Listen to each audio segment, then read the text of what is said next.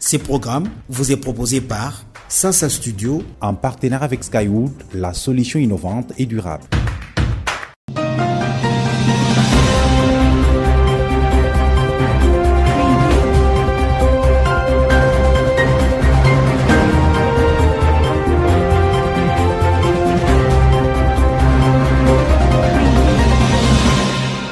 Bienvenue, mesdames et messieurs, à ces rendez-vous hebdomadaires d'information. Nous sommes un condensé de connaissances pour transformer vos rêves en réalité. Célébration du double anniversaire de la mort de Etienne Tshisekedi et de la création de l'IDPS, un scientifique invite les Congolais à intérioriser les valeurs de la non-violence et la défense des intérêts de tout défendu par l'ancien Premier ministre. Professeur Laurent Kadiebwe plaide également pour Etienne Tshisekedi soit élevé au rang de héros national. Sasa Magazine. Accès des opérateurs du secteur artisanal de mines aux appuis extérieurs de la province du Kasaï central. Les régies financières et les opérateurs de ces secteurs se mettent en ordre de bataille à travers de réunions préparatoires initiées par le SAESCAM. Course au gouvernorat du Kasaï central, les tickets Sambei Bea et Ogi Mukeba se proposent de réduire les dépenses publiques et booster les investissements pour l'émergence de la province. Révélation faite au cours de la cérémonie de présentation et de soutien de ces candidats gouverneurs et vice-gouverneurs dans la salle Garamba de l'immeuble de la territoriale dans la commune de Lingwala à Kinshasa. Suivez ces reportages signés Bertino Mayaya et Ange Aloki. Ce candidat qui plaide pour un nouveau souffle à la tête de la province en affirmant « Le Kasaï central a besoin d'une nouvelle pièce et non d'une pièce de rechange » ont présenté une stratégie équilibrée entre un plan d'économie pour réduire les dépenses publiques et la nécessité d'investir pour augmenter les potentiels de croissance à moyen terme. Nous avons voulu axer notre vision sur l'agriculture parce que nous avons besoin que le peuple kassaïen ne meure pas de faim. Vous savez, c'est la famine qui ronge notre province. Et aussi, dans notre vision, nous allons axer notre politique dans l'emploi de jeunes. Parce que nous voulons que notre candidature soit portée par le peuple. Et ce peuple est en majorité la jeunesse. Je demande à tout mon peuple, le peuple centre-kassaïen, d'être derrière les tickets Bea et Mukeba pour qu'un nouvel ère, une nouvelle vision de voir les choses puisse naître au Kasaï central. Sambei Bea qui prône une gouvernance inclusive centrée sur le bien-être social afin de répondre au principe « le peuple d'abord » pense engager toutes les couches dans la lutte contre les antivaleurs, question de s'inscrire dans la philosophie du changement. En politique, retour sur cette page d'histoire, Etienne Tshisekedi mérite bien d'être consacré héros national. La vie est d'un scientifique docteur en sociologie et diplômé en sciences politiques et administratives et mis en marge du double anniversaire de la disparition de l'ancien Premier ministre de la RDC. Il y a 5 ans et la commémoration de 40 ans d'existence de l'IDPS dont il est initiateur. Pour le professeur Laurent Kadiebwe Chidika, qui fait une réflexion sur l'héritage sociopolitique de cet homme, démocrate, constant et défenseur de valeurs socio-culturelles, Etienne Tshisekedi mérite bien ses statuts pour avoir sacrifié ses intérêts au profit de la nation congolaise.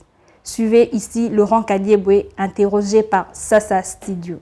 Un héros, c'est quelqu'un qui se tue pour son pays, pour la démocratie, pour une valeur. Etienne Tshisekedi aurait pu être plusieurs fois ministre dans plusieurs gouvernements, pas seulement ministre, Premier ministre.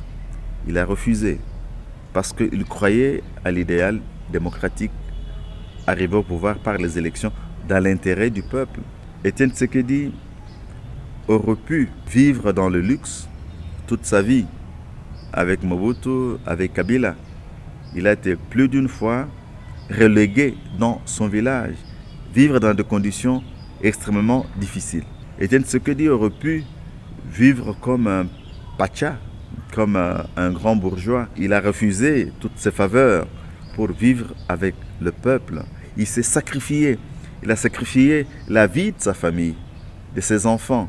J'en ai rencontré en Belgique quand j'étais étudiant. Et il souffrait comme tous les Congolais, et là-bas, il faisait les jobs comme tous les autres, alors qu'il aurait pu, simplement par égoïsme, accepter le pouvoir de Mobutu et vivre comme un pacha. Il n'a pas accepté. Un héros, c'est quelqu'un qui se sacrifie pour un idéal. Et là, il le démontre à plus d'un égard, il le démontre dans la durée. Parce que pour moi, comme concepteur, comme chercheur, je considère que la dimension historique est importante pour apprécier, pour évaluer. Quelqu'un qui s'est dit opposant pendant 3 ans, et on lui donne un peu d'argent, il change des camps, on peut le juger. Mais lui, pendant plus de 40 ans, il a résisté. Comme Moïse au désert, il a conduit le peuple jusqu'à la terre promise et lui n'y est pas entré. Et là, Étienne Tshisekedi, c'est même un prophète. Il a une dimension prophétique, comme Moïse, qui a conduit le peuple d'Israël jusqu'à l'entrée de la terre promise, n'est pas entré. De même, Étienne Tshisekedi a conduit le peuple congolais dans les processus de la démocratie et lui-même n'est pas devenu chef de l'État. Skywood, la solution innovante et durable. Le service d'assistance et d'encadrement d'exploitation minière artisanale et petite échelle prépare les opérateurs du secteur artisanal de mines du Kasaï central sur l'accès aux appuis extérieurs. C'est en tout cas le bien fondé de la réunion préparatoire tenue à Kananga à laquelle ont été associés le régie financière. Suivez. C'est une rencontre qui vise la mise au parfum des opérateurs du secteur minier, les régies financières et l'administration de mines, les opportunités qu'offrent ces secteurs en vue de générer les recettes qui profitent à l'État et aux opérateurs qui sont dans l'exploitation artisanale et la petite échelle. L'initiative du service d'assistance et d'encadrement d'exploitation minière artisanale et petite échelle tient aussi compte de la visite imminente des investisseurs qui sont annoncés au Kasaï central pour appuyer les exploitants artisanaux. Le directeur provincial de SAEMAP, Luc Pongo Mwamba, qui a animé cette conférence, a révélé aux régies financières les différents droits qui reviennent à l'État dans l'exploitation minière. On prépare l'arrivée des experts qui vont venir ici pour aller visiter le site minier de Bonkala dans le territoire de Kazumba où on exploite les diamants. Alors, le plus grand besoin, c'est d'aider toutes ces coopératives minières qui sont là-bas pour voir comment ils travaillent, quelles sont les conditions de travail et puis, si possible, les équiper en matériel. On va faire la traçabilité de tous les diamants de Kazumba. Ça passe par où, qui achète et qu'est-ce que l'État congolais gagne. Présent à cette conférence, le président de l'Assemblée provinciale a pris la résolution de jouer pleinement son rôle de parlementaire afin de permettre à l'État de jouir de ses droits pour l'intérêt de la population. Le secteur est bien réglementé. Il y a un code minier qui existe, il y a un règlement minier qui existe.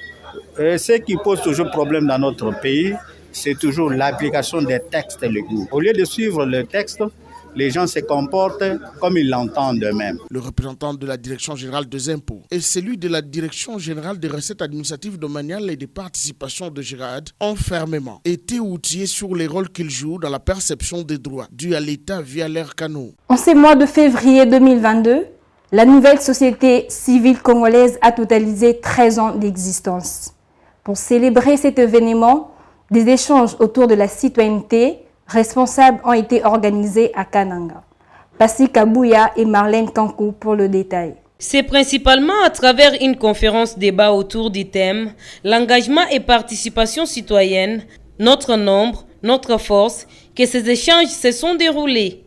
Une thématique choisie pour souligner la nécessité et la responsabilité de tous les acteurs de participer au développement de la nation, explique Albert Ngalamouloumé, coordonnateur de la nouvelle société civile au Kasaï central. Nous avons voulu que, à partir ou à travers cette activité, que toute la population du Kasaï central puisse prendre l'engagement de participer activement à la vie sociale, activement au développement, activement à l'émergence de leur province. Nous avons appelé tout le monde à la prise de conscience. Nous avons appelé tout le monde à l'engagement. Nous ne pouvons pas aujourd'hui dire qu'il faut seulement que Tshisekedi fasse seul, il faut seulement que le gouverneur de province fasse seul.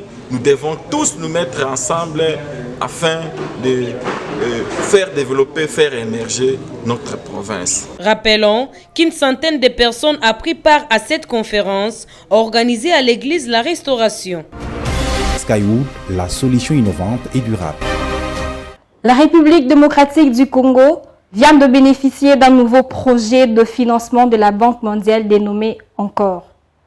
La signature de ces projets de financement entre le ministre des Finances, Nicolas Kazadi, et le directeur des opérations de la Banque mondiale, Jean-Christophe Carré, s'est déroulée le week-end dernier en présence de la vice-ministre des Finances, Onej Ntsele, John Daniel Kassalou et Espérant Daniel Kamboulou pour le reportage.